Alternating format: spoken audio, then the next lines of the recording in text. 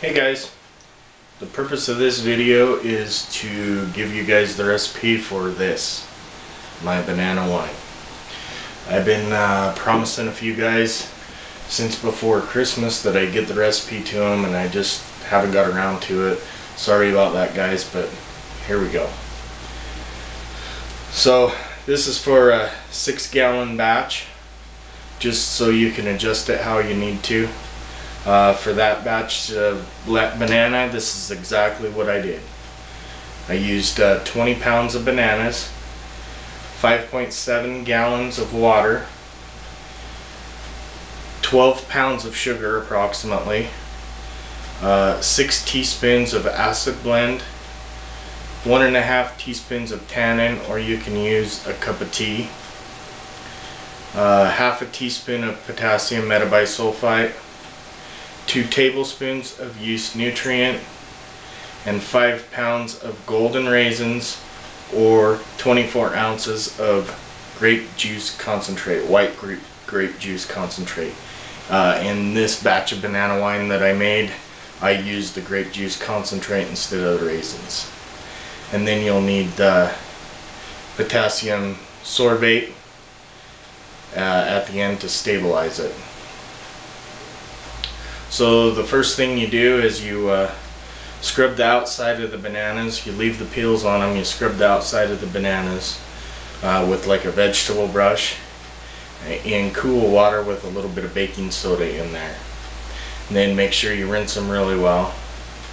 And then you take the 5.7 gallons of water and you divide it between 2 pots. I had to do that because I don't have a pot that's big enough to hold all of it at once, so I had to separate it into 2 different batches.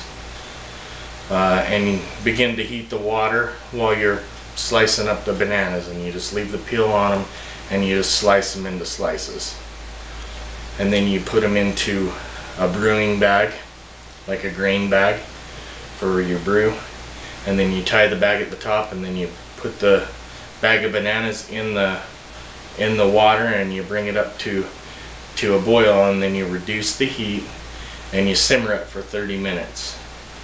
While it's simmering, you take the sugar, the acid blend, the tannin, the yeast nutrient, and either the raisins or the grape juice concentrate, and you put it into your fermenting bucket. It's saying that the starting SG should be around 1.095.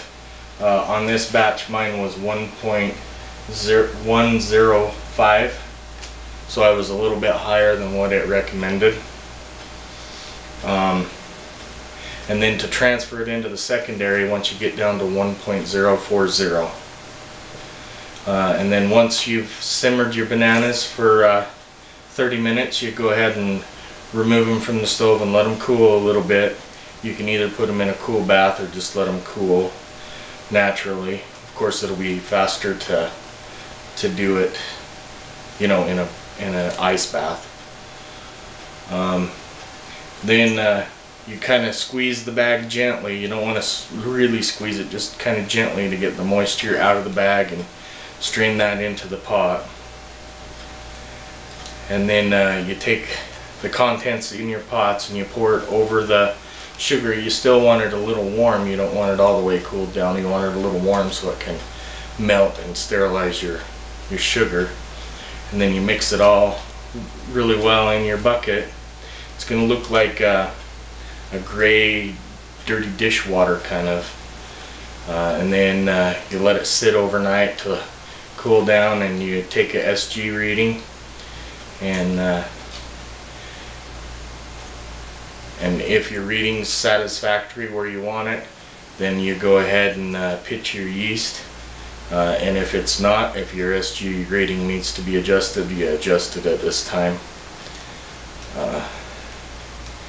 And then you put the cover on the fermenter, and you keep it in a cool place or warm place, about 70 degrees for it to ferment.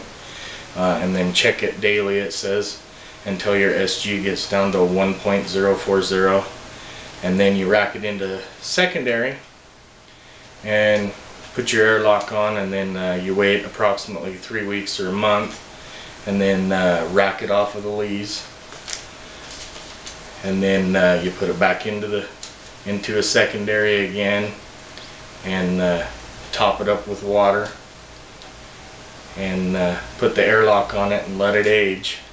On this one, I actually let it age for, looks like 5 months. And then about a week before you bottle it, you add those stabilizers in, and then you bottle it. Oh, you guys, I'm sorry that it's taken you this long to get it to you, but I hope it works out as well as it did for me, for you guys. If you have any questions, feel free to contact me.